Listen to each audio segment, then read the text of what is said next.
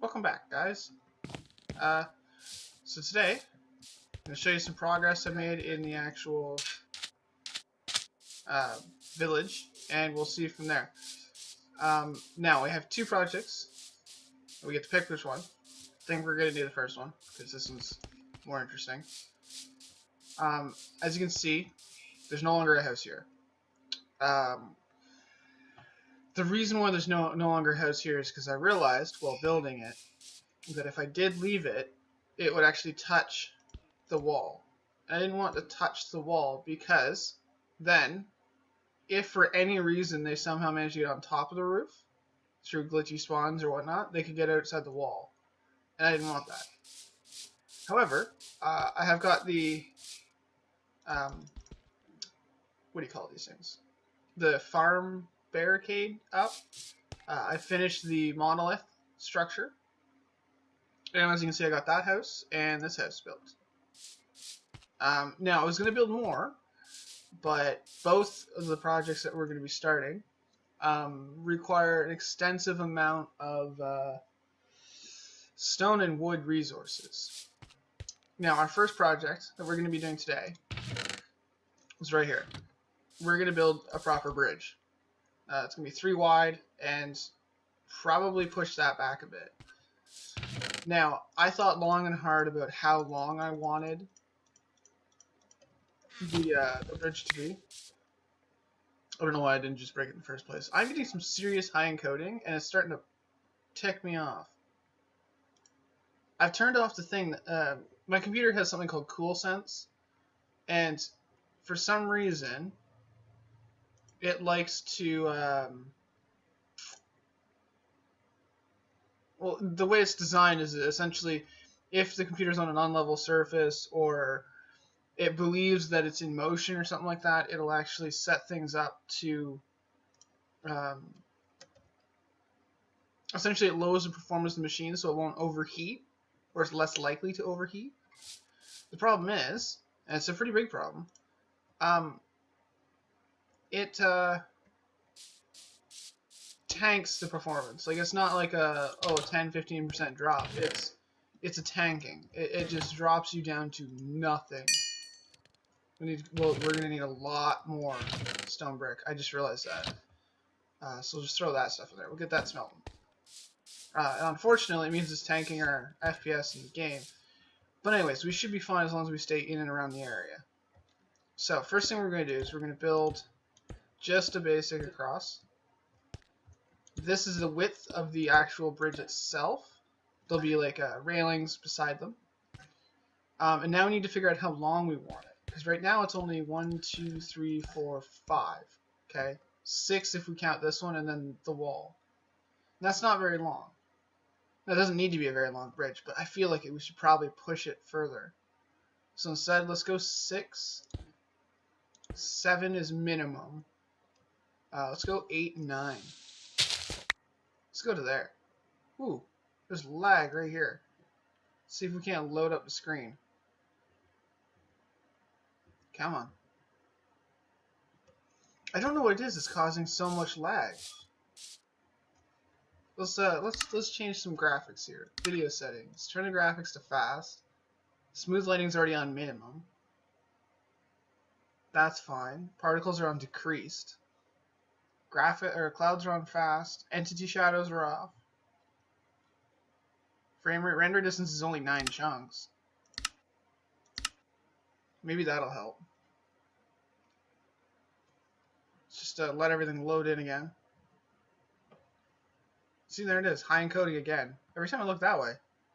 What is over there that's making it so difficult? Anyways, so this is what we're going to go back to. So we need to continue this line to make this the width of the bridge. Okay, now that's the width of the bridge and the length of the bridge. After that, we need to add one more for the wall, and what we're going to do is we're actually just going to take here and we're just going to build across.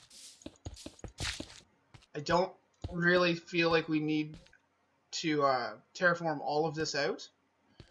What I figure we'll do is we will selectively terraform. Okay.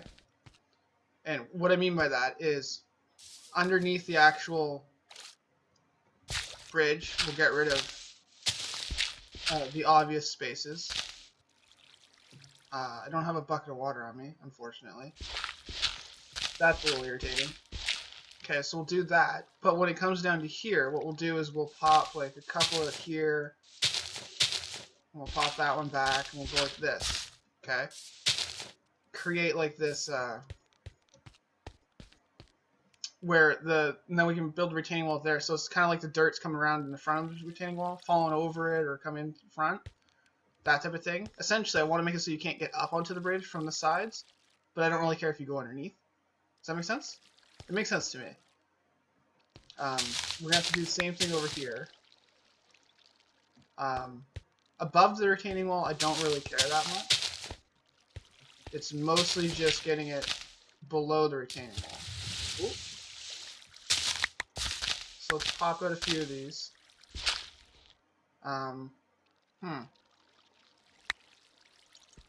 So this one also needs to go back. So let's pop that one out. We can pop this and this. Alright, we can pop that out like that. We'll break this and that. And then it creates that effect. And then we can bring this one across, like so. We can even pop that down a bit. And then this will actually act as like a visual retaining wall, if that makes sense. Although right now it's even on both sides, and I don't really like that. Let's get some dirt back in place. I don't like the fact that it's even on both sides. So we're going to have to change that. We'll change that by putting a block there, so it's not even. The retaining wall itself, where's sign is setting? Okay. Probably won't go very much higher. I kind of feel like I should go higher. We are going to have the, I don't know, purification towers, zombie curing towers. I've been calling them cleric towers for a long time, just personally. Sorry guys, it's in the morning and I need coffee to function, so if I stop talking randomly, it's because of coffee. But yeah, so now that we've got the basic form and we know that the retaining wall is going to be there, the thing is, whatever we do at this side, we can't make the retaining wall much higher directly in front, because we'll need to be able to get into it. So I'm thinking, although we can work out some stairs and stuff afterwards if we need to, but the actual bridge, I don't really want it to be all solid gray, but I do know that I would love to have a similar pattern to the bridge across, the railings. Which would mean we put one there, and then we put this here, and that, and that. And that's a nice, simple railing, but we need to jazz it up a bit, if you will. And I think the way we're going to do that is we're actually going to do it from the other side. Okay, because this is the showpiece side, right? What we can do is we can put one there, and then we put one there, and then in the middle here, we can pop out and put another one in, but we'll put a fancy one, right? And just doing that makes it a lot more interesting already. It's still just all gray, unfortunately. But there is going to be a bit of an awesome thing, because underneath this is where we're going to run the rails. So the villagers that get purified are actually going to come out directly across this path. And I mean, like, right across this. Like, this is the path. Come on. Let's get past the water, please. Thank you. Like, this here is where they're going to go. Obviously, that one will get replaced, but I know you're thinking. That's a little short. Matter of fact, actually, it is kind of short. It's only one high, isn't it? It's going to make it a little difficult for villagers. But we can always raise the bridge up a bit if we have to. Or we can lower the thing down and put some glass and stuff beside it. which I think is what's going to happen.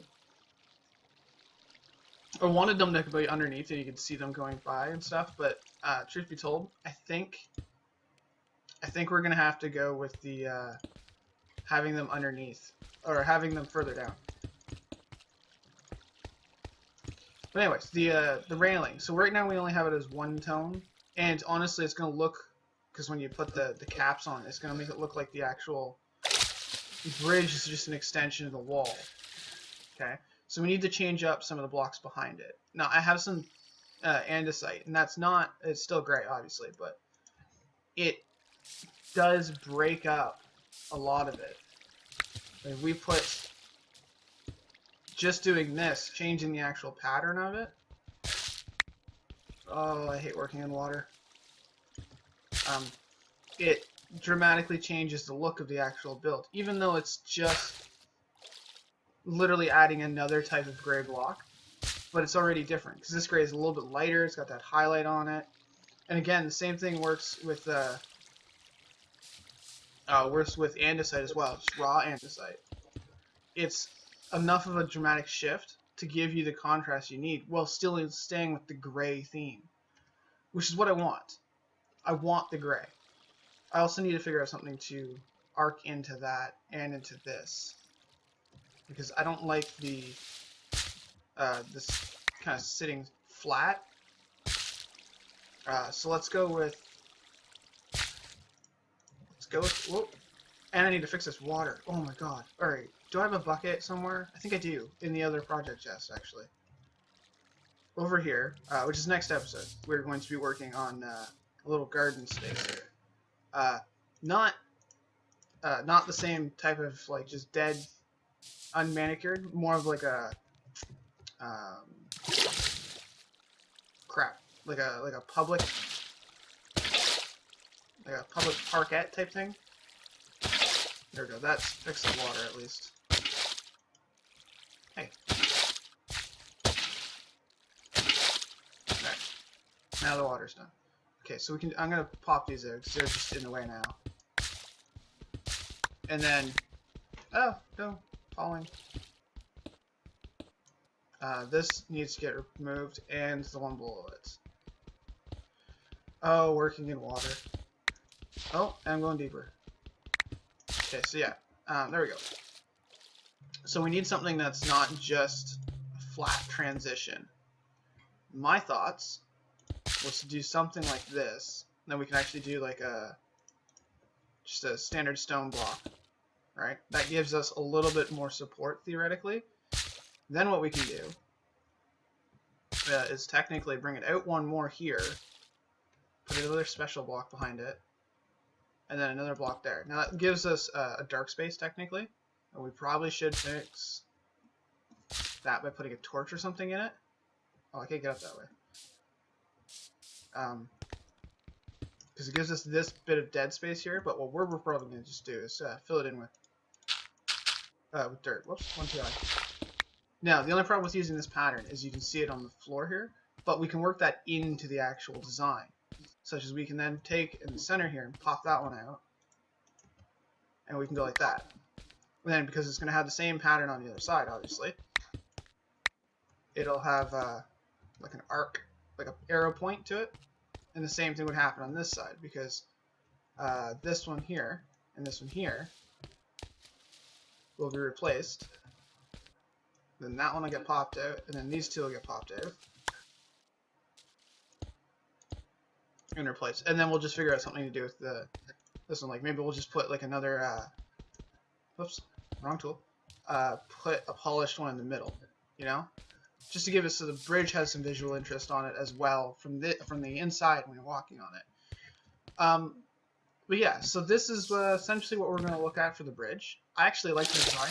It's simple, and again, it's just a villager bridge. It's just a way into the village. We're not going to use the tunnel because I want more overland stuff, like overland pathing and stuff. So this is what we're going to do. I'll repeat it on the other side, and then in a future episode we'll build the actual towers and deal more with it. But anyways, I will see you when I see you.